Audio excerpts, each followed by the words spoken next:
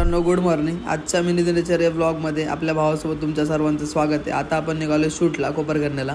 ऑटोमध्ये बसून आपण निघालो लोकेशनकडे. काका काय ऐकत नव्हते, नुसता राडा करत होते वन साइड. तर मित्रांनो, आता आपण पोहोचलोय कोपरखरणे डीमार्टच्या इथे.